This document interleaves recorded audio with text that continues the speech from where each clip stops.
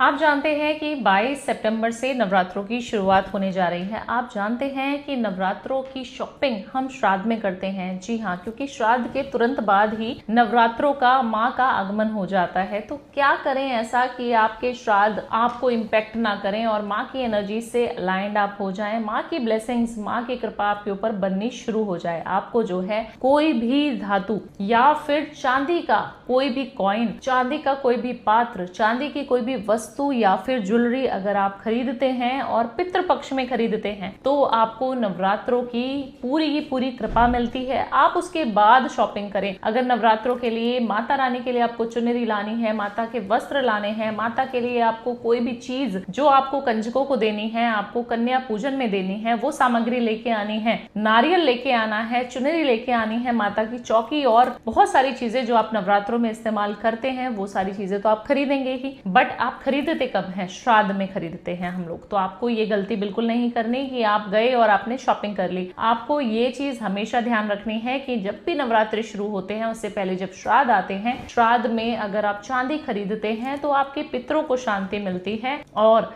आपके पितृ जब धरती से जाते हैं तो आपसे प्रसन्न होकर जाते हैं, आपके ऊपर बहुत ज्यादा कृपा देके जाते हैं और माँ की ब्लेसिंग्स भी आपके साथ हमेशा ही रहती है।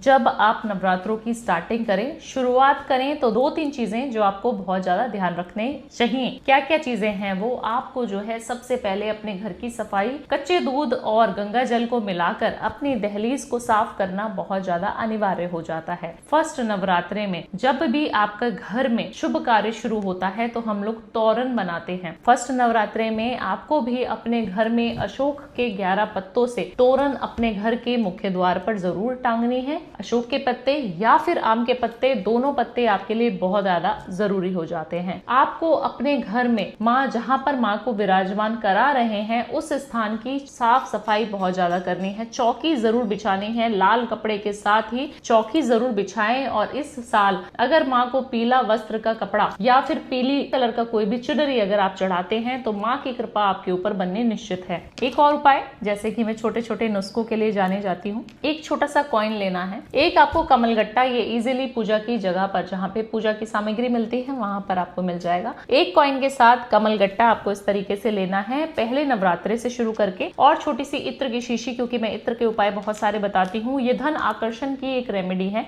इत्र की शीशी लेंगे और उस कॉइन के ऊपर इस तरीके से लगा देंगे और जो है लक्ष्मी जी का आवाहन करेंगे, लक्ष्मी जी को आमंत्रित करेंगे अपने घर में, अपने परिवार में, अपने बिजनेस में। इसको चार्ज करेंगे। इस तरीके से आपने इसको लगा देना है और कोई भी इत्र चलेगा और कमलगट्टे को इसके ऊपर रख कर लक्ष्मी जी की प्रतिमा के सामने ये आपको रोज चढ़ाना है। नियम से इसको चढ़ाना शुरू करेंगे। अगले दिन फिर से आप लेंगे इस तरीके से कॉइन, इस तरीके से इत्र और उसके ऊपर इत्र लगाकर फिर से चढ़ाना शुरू कर देंगे। 10 नवरात्रे ये साल हैं, 10 नवरात्रे, तो 10 कॉइन, 10 कमलगट्टे आपके पास जरूर होने चाहिए। इसका आपने करना क्या है? जब आप कंजकों को बुलाएंगे, जब आप कंजकों को कन्या जीवन के लिए बुलाते हैं, कन्याओं को भोजन के लिए बुलाते हैं, तब आपको ये जो कॉइन है उनसे ब्लेस करवाने हैं, उनसे जो है उनके चरणों में इसको टच करवा देना है। जब आप टच करवा देंगे तब से लेकर और पूरे साल तक आपके ऊपर माँ लक्ष्मी की जो कृपा होने वाली है वो आप समझ नहीं पाएंगे कि इतना धन आपके पास कैसे आ रहा है। सिर्फ 10 रुपए के कॉइन से या फिर 1 रुपए के कॉइन से इतना सारा मनी आप अट्रैक्ट करेंगे, मनी मैग्नेट आप बन जाएंगे। करना जरूर, ये बहुत अचूक उपाय है और जितने लोगों को बताया सबको जरूर फलित होता है। हर हर महादेव, जय माता दी कमेंट में लिखना ना भूलें। इतना ही प्यार मुझे देते रहें, ऐसे ही मेरे चैनल को सब्सक्राइब करते रहें, लाइक करते रहें।